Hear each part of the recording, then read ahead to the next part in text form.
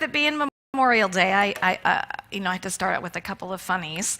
There was a one-liner that said, "If you ever see me on my deathbed, please take me off my deathbed and move me to my alive bed. Thanks." There was a woman who went into her local newspaper office to see that the obituary for her recently deceased husband is published. And after the editor informs her that it's going to be 50 cents a word, she pauses and she reflects, well, then just let it read, "Fred Brown died." And the publisher was kind of like taken aback by that, and he got his bearings, and he said, well, there's a 7-word minimum. And she said, okay. And she thought about it, and she said, let it read, "Fred Brown died, 1983 pickup for sale." Ba-dum-bum. Okay, so tomorrow is Memorial Day. And it is a day that we remember and we reflect upon those who have given their life in service to our country, and to that we can sit here today and we can enjoy the freedoms that we enjoy. And we, think of their families. I was watching some things on Facebook of, especially where like the younger ones have passed on and they're left behind a wife and or a husband and small children. And so we think of them today too. But it has come to encompass a day that we remember all of our loved ones who have laid aside this physical garment and who have transcended into what we would call the other realm. And we think of them and we celebrate them. There's in Ecclesiastes, I've always loved this, "To everything there is a season and a time for every purpose under heaven, a time to be born and a time to die, a time to plant and a time to pluck up that which is planted." So today we are going to talk about life and death, recognizing that, death is something that we're all going to experience in our lives, whether it's the loss of a loved one, perhaps watching someone go through that loss, and ultimately, guess what, guys? We're going to experience our own death at some point. In 1 Corinthians 15:26, it says, "The last enemy to be destroyed is death."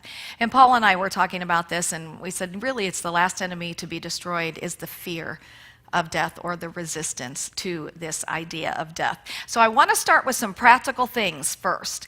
Number one is grief is normal. And when you experience the loss of a loved one through death, and I remember saying, I have to go through it to get through it. Allow yourself to feel whatever is there for you, and don't let somebody else tell you what your grief experience should look like. Whatever you feel, let yourself feel it, and however long it takes, that's how long it takes. But the main thing is that you allow yourself to feel whatever you're feeling in that experience. And again, you have to go through it to get through it. Another thing is to be open to ways that your loved one will be communicating with you, because our loved ones communicate with us. How many of us know that because we've experienced it? Yeah. And so it's through all kinds of things. Sometimes you'll actually see them. Sometimes, through electronic things, whether it's lights flickering or something showing up on your phone that wasn't there before. There's a radio, something coming on that, you didn't turn on. It could be a fragrance that you smell. It could be a song. It could just be something that you see. And the thing I want to say the most about this is don't doubt those things, because they are real. They are here with us, and they're wanting us to know that they're here with us. So just take those in and celebrate that. Another thing that's a practical aspect, and I really want to encourage us to do this, is to talk about your desires with your loved ones. One of the hardest things that we do, and I know especially like when it comes to talking to my daughter, especially about it, it's like, I can't even talk about this. And it's like, no, we have to talk about this, because the greatest gift that we can give our loved ones is to let them know what our desires are, and to have all your paperwork done. Make sure you have that will. Make sure that your bank accounts are transferable on death.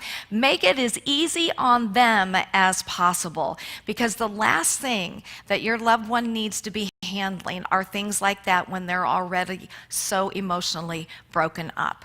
So do it tomorrow. But no, Tuesday. Do it Tuesday. Do it Tuesday. I was going to say do it now, but I didn't want you to get up and walk out. So, okay, so let's talk for a moment about what is the process of death itself. And obviously, you guys, we don't know. But we hear and we read a lot, and I've read a lot about near-death experiences. How many of us have heard of or had near-death experiences? And when I've read about them, it's generally somebody's kind of gone through a tunnel and they see a white light, but what they feel is the most amazing experience of love and freedom. And so on October 5th, 2009, my daughter was in labor with my second grandson. And I remember that I was just walking, and his name's Declan. And I remember just talking to him and just saying, Declan, we are so excited for you to be coming into this world. You are coming in to such incredible love, and your mom and dad love you so much, and they're so excited for you.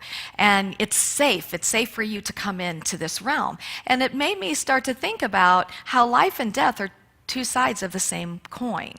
That what we hear about and what I imagine, because I could almost imagine that there were kind of like angels or guides ministering to him on the other side, saying, it's okay, let go, you can go through the tunnel, go to the white light, it's safe, and how that death is the other side of that coin. That, when our loved ones are passing, and I've had the blessing of being with many people when they've made their transition, and just being with them and telling them it's okay to let go, and that it's going to be the most incredible experience of love. And and I'm sure there's angels ministering to them on the other side, saying, come to the light, that it's going to be an amazing experience. I love the quote that says, when I was born, I cried, and the world rejoiced. And when I died, the world cried, and I rejoiced. So part of what we're going to be doing today is moving into really talking about some of these experiences of near death, and then also people who have passed on, how they've connected and shared their experiences. And the idea behind this is twofold for me anyway. One is that if there's anything left in us that has any fear or any trepidation about this experience that we call death, that we can release that. And we can know that it's going to be an amazing experience. The other side of that is knowing that our loved ones, they're doing great. They're in their greatest experience of bliss and joy and freedom and love, and that we can celebrate that with them. Now, Dr. Raymond Moody is one of the ones that I began to read many, many years ago, and I read a lot of his books, and that really is what started to shift me in how I viewed death. And he said, for people who have had NDEs, which is a near-death experience, they are permeated and comforted with a sense of love and peace that is beyond description, a feeling of ineffable joy. On July 5th, 1948, our own Charles Fillmore was on his deathbed, and there were many people around that were attending to him, and he had this look of euphoria on his face, and he kept saying over and over again, do you see it? Do you see it? It's glorious. It's glorious. It just makes me feel good. And then there was a minister who had a congregant that had a near-death experience. He actually had died for over 2.5 minutes when he was crushed by a dump truck. And he said he could see his friends trying to revive him. He saw everything that was going on. But what he said was he felt like a drop merging together with an ocean of love. He said that never once did he feel like he did not exist. He simply went from being on this earth plane to being saturated in a feeling of love. And 25 plus years later, he still had that sense of peace. And obviously it changed his life. So I'm going to invite my sweetheart to come up, Paul Day. And so what we're going to do is I've taken 2 books. One is called The Afterlife of Billy Fingers by Annie Kagan. And in this book, Billy Fingers actually got killed unexpectedly in a car wreck.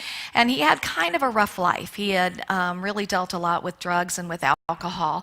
And in this book, this is Billy connecting with his sister and telling her what his experience was. And the other book is Dying to Be Me by Anita Moorjani. Now, Anita Moorjani had cancer, and it came to the point where she was in a coma and she was expected to die. And it was during this experience that she had a near-death experience. And so she is sharing what her experience was in that. And actually, when she was on the other side, she knew that she was going to be healed. And when she came back into her body, she wasn't healed immediately, but ultimately she was completely healed of cancer. So through this, Paul is going to be Billy Fingers. I'm going to be Anita Moorjani. And we're going to be reading particular excerpts from their books. And I've tried to put them together so that they kind of line up with each other. And through this, what you're going to find is just some really wonderful lessons for us. And also, I think just a knowing of what this experience is going to be. So, Paul? The first thing that happens is bliss. At least it was like that in my case. I don't know if it's that way for everyone who dies. As the car hit me, this energy came and sucked me right out of my body into a higher realm. I say higher since I had the feeling of rising up, and suddenly all my pain was gone. I wasn't aware of traveling at any particular speed. I just felt light and unburdened as the sucking motion drew me up inside a chamber of thick, silvery blue lights. People who have near-death experiences sometimes say they went through a tunnel. I'm using the word chamber because a tunnel has sides, but no matter what direction I looked, there was nothing but light for as far as I could see. Maybe the difference was that I had a one-way ticket and theirs was a round trip. I can't say how long I was floating up the healing chamber, but I can say that the chamber was some kind of cosmic birthing canal that delivered me into a new life. And even though I didn't have my body anymore, it felt like I did, and that it was being healed. The lights in the chamber penetrated me and made me feel better and better as they pulled me up. It wasn't just the wounds from my car accident that were being healed. In the first nanosecond that the lights touched me, they erased any harm I suffered during my lifetime, physical, mental, emotional, or otherwise. The main event was the silvery lights and their party atmosphere. Those healing lights had a festive feeling, like they were cheering me on, saying, "Welcome home, son." The further outward I expanded, the less unusual it felt to be in this miraculous state. In fact, I had no awareness of it being out of the ordinary. It all seemed perfectly natural to me at the time. I continued to sense myself expanding further and further outward, drawing away from my physical surroundings. It was as though I were no longer restricted by the confines of space and time, and continued to spread myself out to occupy a greater expanse of consciousness. I felt a sense of freedom and liberation that I'd never experienced in my physical life before. I can only describe this as the combination of a sense of joy mixed with a generous sprinkling of jubilation and happiness.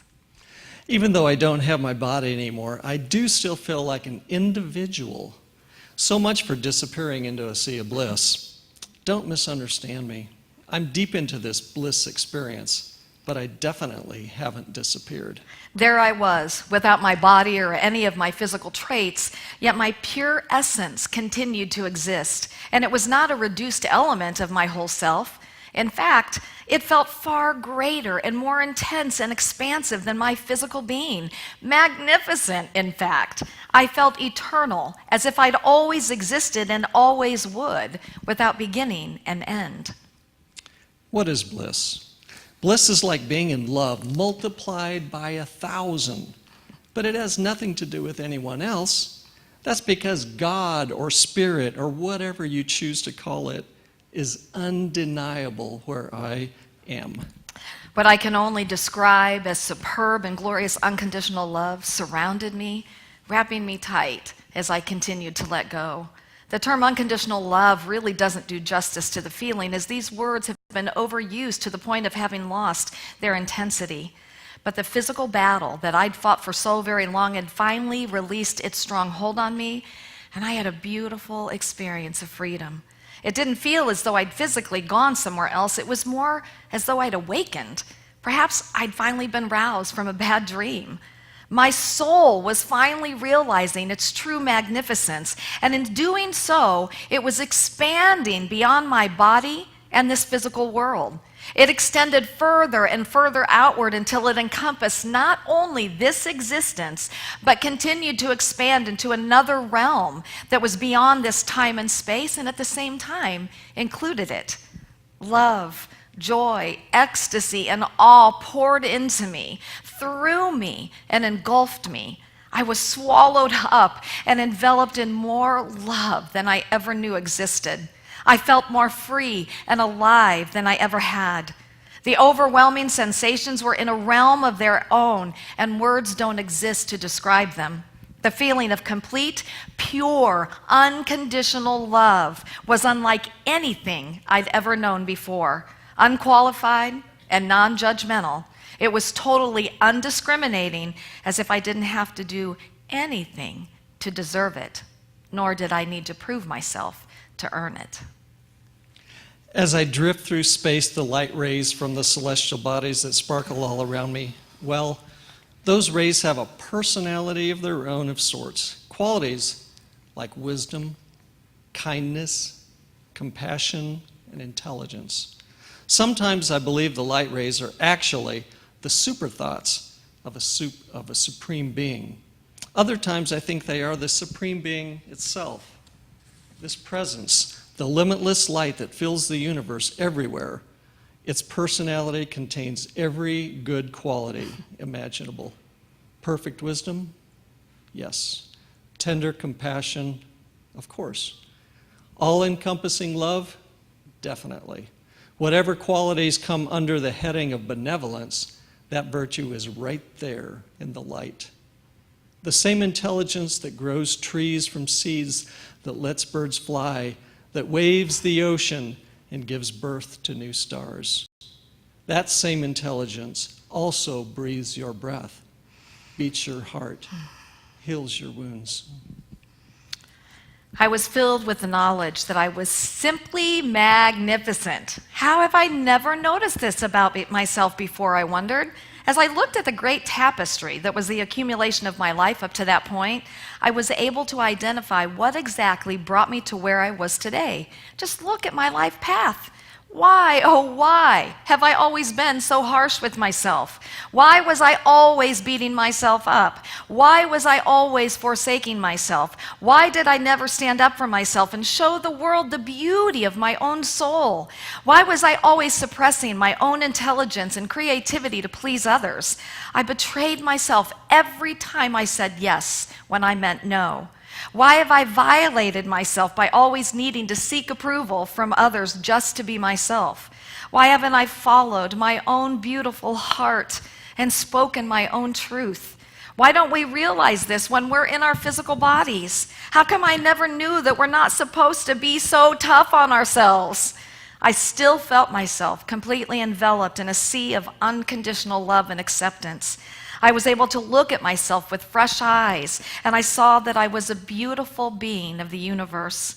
I understood that just the fact that I existed made me worthy of this tender regard rather than judgment. I didn't need to do anything specific. I deserved to be loved simply because I existed, nothing more and nothing less. If there's one thing worth doing on your planet, it's discovering self-love. I say discovering instead of learning because learning implies you're starting from zero. But the truth is, you are already love itself. When you're born, when the amnesia happens, you forget your magnificence and think you have to earn the right to be loved. How can you earn what already belongs to you? Believe me, everything you need is already inside you, and who you really are is far beyond your comprehension. Earth is just a stopover, kind of a game. If I could give you a gift, it would be to teach you how to stay free inside that game. Then find the glory inside yourself, beyond the roles and the drama, so you can dance the dance of the game of life with a little more rhythm, a little more abandon, and a little more shaking those hips. Here's another secret for you, my sister. You can never measure someone else's state of grace.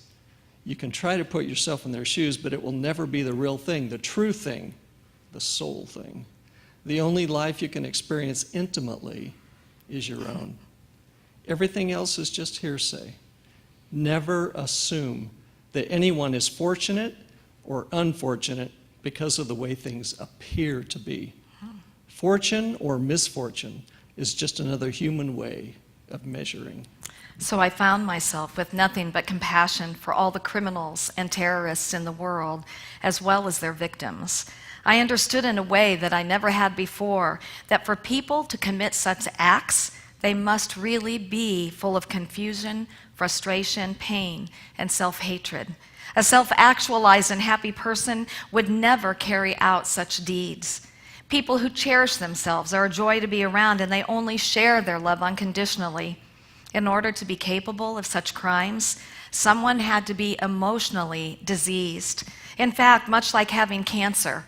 However, I saw that those who have this particular type of mental cancer are treated with contempt in our society, with little chance of receiving any practical help for their condition, which only reinforces their condition. By treating them in this way, we only allow the cancer in our society to grow. I could see that we haven't yet created a society that promotes both mental and physical healing. People usually don't experience grace unless it hits them over the head with some big miracle. They aren't in tune with the constant little miracles weaving in and out of their lives every day. Miracles like breathing and seeing and hearing and walking and talking and thinking and being able to feel. That's why so many spiritual paths promote the concept of gratitude. It helps you notice the grace in your life. Thank you is a high message, possibly the most healing message of all. Thank you aligns you with the grace that comes from the universe of soul. Here's another secret for you, honey. Don't be overly concerned about how you look in the eyes of others. People will pretty much see you as they will. Be yourself. Don't let others do the casting. Our true magnificence exists right now. We can recognize the energy that we're already a part of, and we can be love in every aspect of our lives. The entire universe is within us. My answers are within me, and yours lie within you. I felt strongly during my NDE that we're all connected to this universal energy. We're all one with it. Each of us has this magnificent, magical life force coursing through every single cell. It's not some external entity, but rather a state of being, an internal phenomenon. It's inside, outside, and all around. It doesn't matter what race, religion, culture, or belief system that we belong to. We're connected to it just because we're alive. In fact, we are this universal current. We don't have to do anything, be anything, or prove anything to access it. We're all magnificent, powerful beings, and we all have access to it because we are one and the same. The only thing that can keep me from being aware of this energy is my mind. That is my thoughts. particularly my self-limiting beliefs about myself. Go back and live your life fearlessly kept reverberating in my head. I knew that everything was going to be fine. Out of the many messages that I brought back from my NDE, we are all one, we are love at our core, we are magnificent. This was the strongest one and kept reverberating with me. Live life fearlessly. I know how sad you are about my death. Sad is too small a word. Bereft is more like it. But death isn't as serious as you think. So far, it's very enjoyable. Couldn't be better, really. Try not to take death too seriously. As a matter of fact, try not to take life too seriously. You'd enjoy yourself a lot more. That's one of life's secrets. You want to know another secret? Saying goodbye isn't as serious as it seems either, because we will meet again. Thank you, Paul. Thank you. Thank you. Thank you, honey. So some of the things that came out of this, is remembering our magnificence. We play so small, you guys, and the messages over and over again that come from people that have had near-death experiences is life is a gift. And everything that we need to navigate this life, it's not only in us, as it said at the one point, we are it. And so we never have to earn that grace. We never have to earn that love. It's by the virtue of the fact that we exist, we are smack in the middle of it. And how important it is for us to embrace that and to really live our lives the way that we want to live them. To remember that our life isn't here to try to make other people okay. Because how many of us have learned we can't really make somebody else okay, right? Our life is to just figure out who we are and express that, because everything needs your beautiful and authentic expression. Another thing is that we are totally supported. Not only supported just by the realm of what we would call God, but there are spiritual beings that are here for us, and we can call on those and we can count on those. And there were so many other lessons in this that I loved. Saying thank you is the highest thing that we can do is saying thank you. I loved the part where they were talking about you can't know somebody else's path, their journey. And I loved where she went with how she had compassion for the criminals and the terrorists, and how we really live in a society that is not about helping to heal them. It's about, locking them up, making them wrong, and, punishment and punitive ways of being, instead of loving them back to who and what they really are. And one of the other things that I want to say is, just knowing, I know when this book the Billy Fingers book came to me, it gave me such peace knowing that my loved ones were having such an incredible experience. It just made me feel better to know they were having such a great experience. But the other message I want to leave you with today is that they want you to be happy. They don't want you to stop living. They don't want you to think that you have to carry some heavy burden, because if you're joyful and happy, it's disrespectful to the fact that they've crossed. Their greatest desire is for you to be as happy as you can possibly be. So I want to close with a poem called Gone From My Sight, because I think this is a beautiful poem that speaks to life and death. I'm standing upon the seashore. A ship at my side spreads her white sails to the morning breeze and starts for the blue ocean. She is an object of beauty and strength. I stand and watch her at length till she hangs like a speck of a white cloud just where the sea and sky come to mingle with each other. Then someone at my side says, "There, she is gone." Gone where? Gone from my sight, that is all. She is just as large in mast and hull and spar as she was when she left my side. And she is just as able to bear her load of living freight to her destined port. Her diminished size is in me, not her. And just at the moment when someone at my side says, there she is gone, there are others' eyes watching her coming, and other voices ready to take up the glad shout, here she comes. And that is dying and living. And namaste.